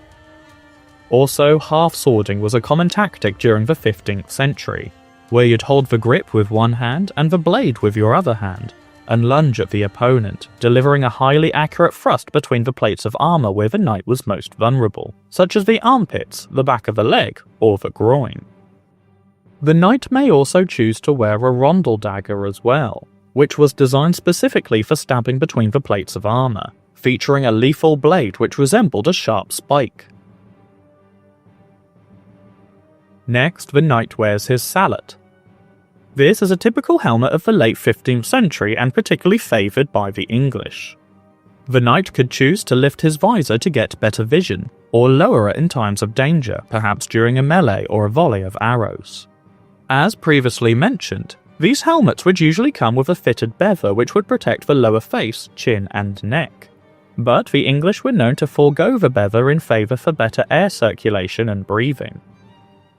Armour is all about a balance between protection versus mobility, and certain sacrifices to protection sometimes had to be made depending on a knight's fighting behaviours. The earliest sallets featured two separate eye slits, as seen on this example which dates to around 1450. But in the 1460s they seem to have adopted just one long ocular, and this version seems to have stuck throughout the remainder of the sallet's lifespan. Despite how iconic these helmets were, they only seem to have been used for around 70 years. Finally, the knight wears his gauntlets, and is now fully armed. These gauntlets are similar to the hourglass gauntlets of the early 15th century, but feature a longer cuff. This shows the transition from hourglass gauntlets to the late 15th century variants, where more of the lower arm is covered by the cuff. They also evolved into mitten gauntlets, which were much more protective but offered less dexterity in the fingers. They were often worn by lower-ranking soldiers who used polearms. The Italians also favoured the mitten gauntlet, and therefore so did the English, since the English often purchased Italian export armour to equip their retinues during the War of the Roses. During the 15th century, there were many different types of soldier which filled niche roles on the ever-evolving battlefield. Today we'll be highlighting a particularly interesting yet underappreciated unit, the Coustillier. During the mid-1400s, cavalry were beginning to be used for a wider variety of jobs, including mounted archers, light cavalry, and heavy cavalry. A Coustillier was a lightly armoured mounted unit, similar to a hobelar, and were generally regarded as a lower-ranking member of the knight's retinue. They were commonly used as scouts, racing ahead of the main army to check for threats and keep an eye on enemy movements, and were also used as a reliable and fast-engaging unit, navigating all across the battlefield wherever they were needed, either to execute a quick lance strike into an enemy line, or to cut down vulnerable opponents such as archers. First, the Coustillier wears his undergarments, which include tall riding boots. These are often depicted in contemporary artwork and are exclusively reserved for mounted soldiers. These soldiers were required to mount and dismount at a moment's notice, so a sturdy set of riding boots, sometimes referred to as riding hose, were a key component for Coustilliers. An arming doublet is worn, which involves a lengthy lacing up process. Mail was still commonly used throughout the 15th century, often being used to cover vulnerable areas of the body which were difficult to cover with plate armour, such as the neck, armpits and groin. Here a mail collar or standard is being worn. The English particularly favoured a mail collar instead of a bever or gorget, which were components of plate armour which provided more protection but offered less mobility, more weight and restricted airflow, as well as making it harder to shout and communicate to other soldiers across the battlefield. A mail shirt is then worn to protect the torso, also notably doubling up the protection around the neck area. The mail shirt is made up of thousands of iron rings, all riveted together in a dense weave. This provided excellent protection against slashing attacks and glancing blows, while also allowing for a good level of mobility. A livery coat made from wool is worn to show the colours of the soldier's heraldry. Fabric components of armour like this are often overlooked but were a vital part of the armouring process. Not only did they show off the company's colours, livery coats also provided a small amount of additional comfort to the wearer, and some livery coats worn over the top of plate armour would also help protect the plate from scratches and rust. Here you can see a fully armoured English knight of the same period who is wearing a livery coat over his harness. The Coustillier now wears a cuirass made up of a breastplate and backplate. This cuirass is designed to be worn with a set of folds, but the soldier has chosen not to wear his full configuration of armour, as he is fulfilling the role of light cavalry, so speed and mobility takes precedent over being fully protected. From what we understand, Coustilliers were not meant to get stuck in melee combat, but instead were trained to race around the battlefield, harassing enemy lines and causing disruption to opponents' formations. And, as previously mentioned, Coustilliers were also assigned with scouting out the enemy, so speedily returning to hand over their intel was of utmost importance. Interestingly, this style of breastplate is actually slightly outdated, as this Coustillier is representational of the 1470s, which highlights that the Coustillier may have had some outdated armour, likely as it was cheaper or it was issued kit given to the soldier by his lord's armoury, as opposed to owning it himself. This reinforces the idea that Coustilliers were typically lower-ranking soldiers, yet still prosperous enough to be part of a knight's personal retinue. An alternative form to torso protection commonly worn by Coustilliers was the brigandine, or just a mail shirt. A belt containing an arming sword in a scabbard is worn around the waist. This sword is called a Coustil, which is the origin of the name Coustillier.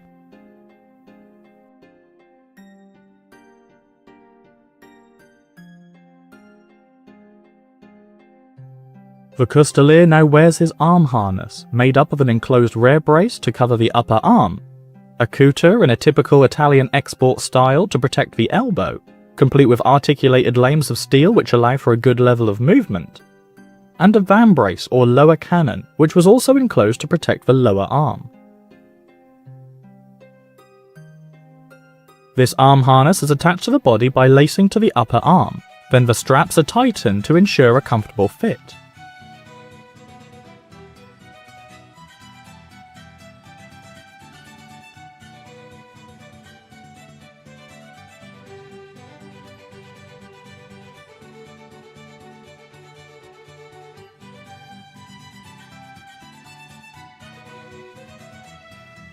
The last component of armour to be worn is the helmet, which is an Italian export sale. During the late 1400s, Italian workshops were making armour on an industrial scale, and exported to many other countries in high quantities. While England did make armour locally, the kingdom also purchased a lot of armour from Italy, especially helmets such as these. This classic salet features a hinged visor and a plume holder. Salets were ideal for Coustilliers as they provided a high level of protection while also allowing for good visibility and air circulation, which are ideal for carrying out the main jobs of a Coustillier, such as scouting and communicating across the battlefield.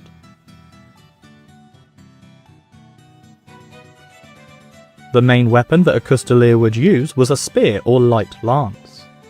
It was a very versatile weapon for both mounted and dismounted combat, and the weapon's light weight meant that it wouldn't impede the Coustillier's ability to speedily charge across the battlefield.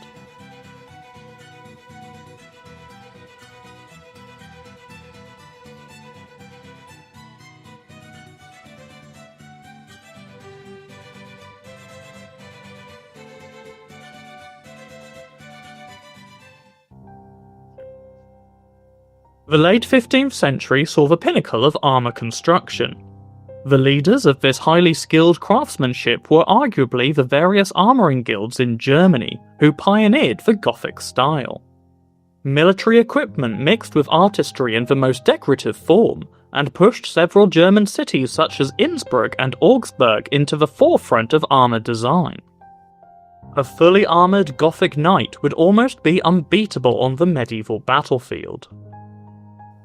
The knight has his squires put on his sabatons. This is a highly articulated piece of armour, comprised of many small lanes of steel which overlap and are riveted together, covering the foot to add protection to the feet, while also providing excellent mobility due to how the segments fold over each other. There were multiple methods of attaching the sabaton to the foot. Some used ties on the sides and on the top of the sabaton, and others used a metal bar underneath the toes of the shoes. In this case, leather straps have been attached to go underneath the shoe. While these may break due to wear and tear, they do provide a good level of friction to prevent the knight from slipping during combat, and leather straps can easily be replaced by his squires who carry out regular maintenance on his harness. A key point for reenactors, the shoes in question are called sabots, or often referred to as arming shoes. This is because, if you want to wear sabatons, you must also purchase custom-made shoes which are tailored to both the sabaton and the greave. Incorrectly purchased shoes can interfere with how these two components of armour function, and therefore debilitate your mobility. The sabatons also feature a protective plate which goes around the back of the foot, and is attached via a hinge and a small hook to lock it in place. Again, these items need to be finely crafted to the wearer's measurements, otherwise they simply won't fit and affect how the knight can move. Next, the squires fetch the knight's greaves. As previously mentioned in other videos, greaves are one of the hardest pieces of armour to create. Highly skilled armourers can spend years perfecting this craft, since fully enclosed greaves must be made anatomically perfect to the wearer. The muscle and fat in your lower leg specifically can change a lot depending on whether you're standing up, sitting down, leaning, or tensing, so the greaves must account for this movement in muscle without impeding the wearer. Properly made greaves will hug the leg tightly yet comfortably, and suspend off the top of the calf muscle, not the top of the foot like many people think. If greaves are sitting on your foot, they will cause great discomfort as soon as you lean forward, for example when you are running. You can also add a pin to the front of your greaves to lock them in place with your cuisse, further preventing them from slipping down and interfering with your foot, but this is not strictly necessary when your greaves are expertly made by a highly experienced armourer. You will note that these greaves have one extra feature which shows how advanced German armourers were during the late 15th century. The top of the back of the greaves feature small articulated lanes of steel which collapse down into each other, providing a little boost of freedom of movement for the knight. These are a typical German style, and while were not common, there are some examples of fully enclosed greaves with this advanced articulation added. The knight now wraps his knees in red fabric called bulwarks. This is an often overlooked stage of armouring, but is clearly mentioned in the famous text How a Man Shall Be Armed, which is what this series is named after. Leg wraps were worn around the knee to help with padding in preparation for when the leg harness is worn.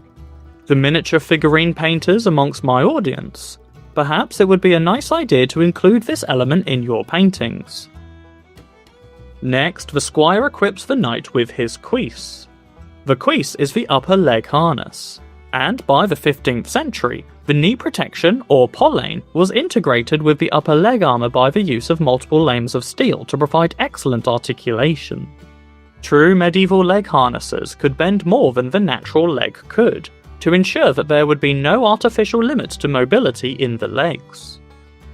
A knight, even in full harness, would need to be light and quick on their feet, and would train all of their adult lives to become a highly skilled and well-rehearsed killing machine. So being mobile and agile on the battlefield was a necessity. These cuisses feature the first evidence of a classic Gothic style. The presence of fluting on the top of the upper legs are typical of German armour design in the late 15th century. The fluting provides two main benefits. The ridges provide additional strength to the steel, making it less likely to cave in when struck by a weapon. And it also provides an extra level of artistic flair, a style which was adopted heavily by German armourers throughout the latter half of the 1400s. Gothic leg harnesses were especially known for featuring more articulation points than most other armours of the period, such as Italian or Flemish.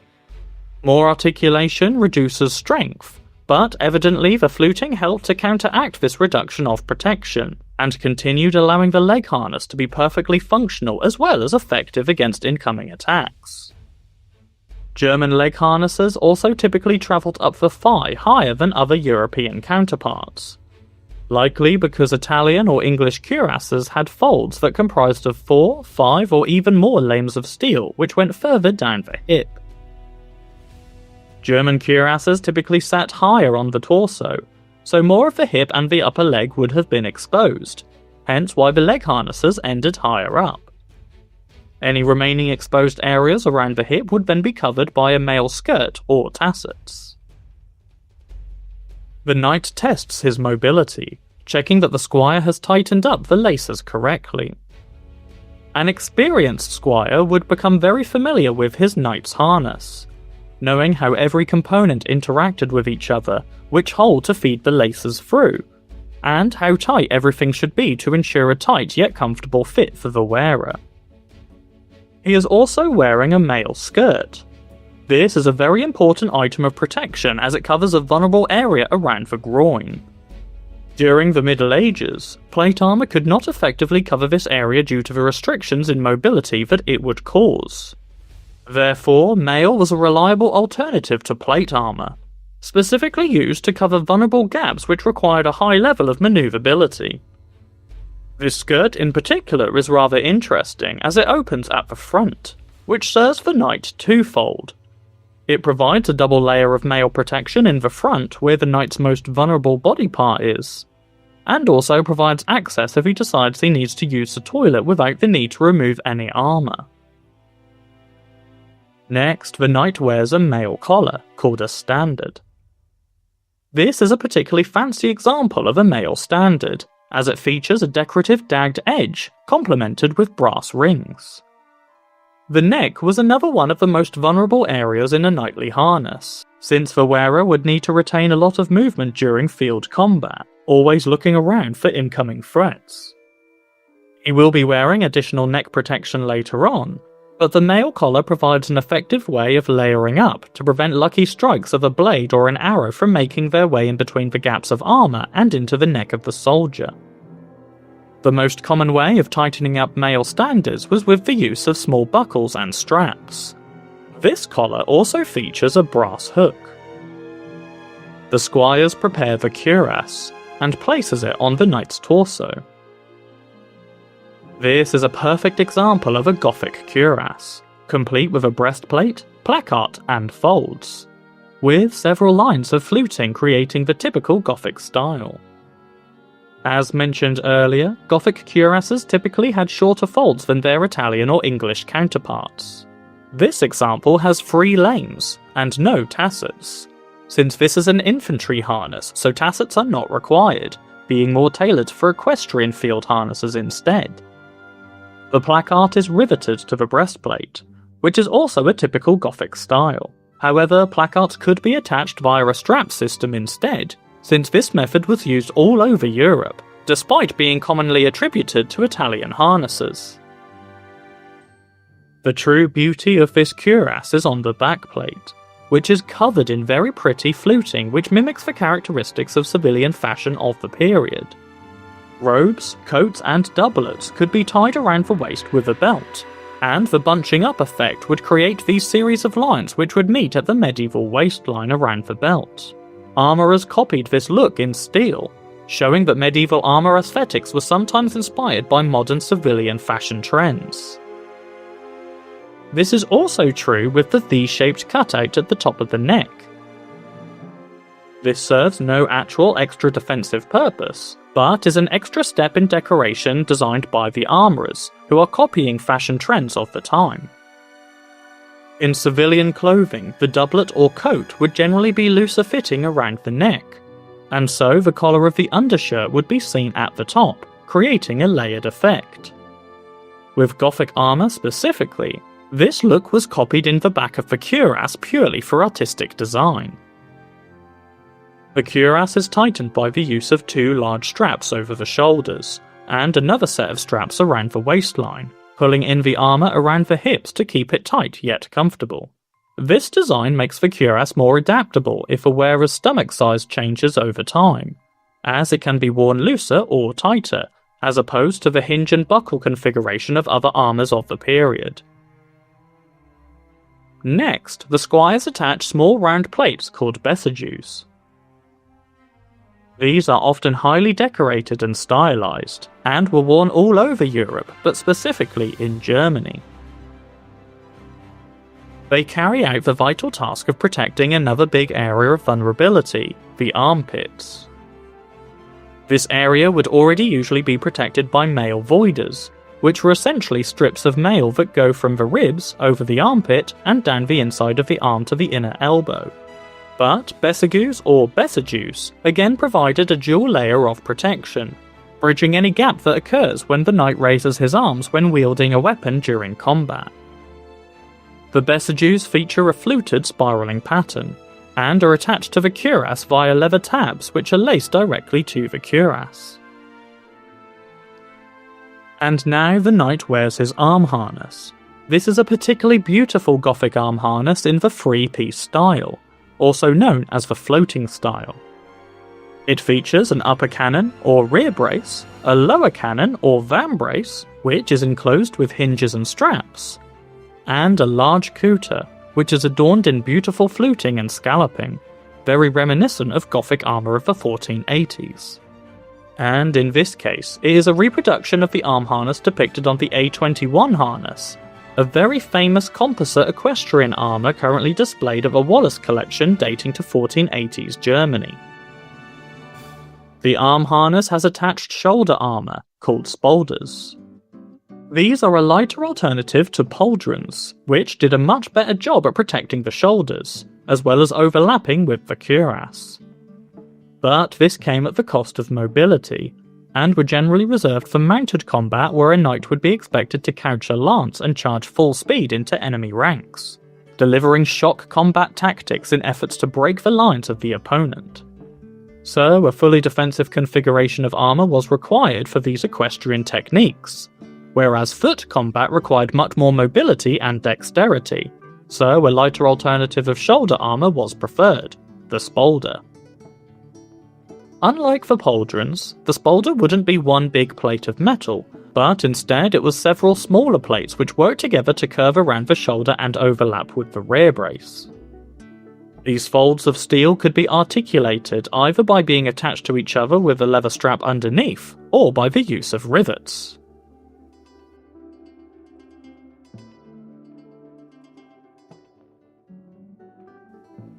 The knight now wears his bever.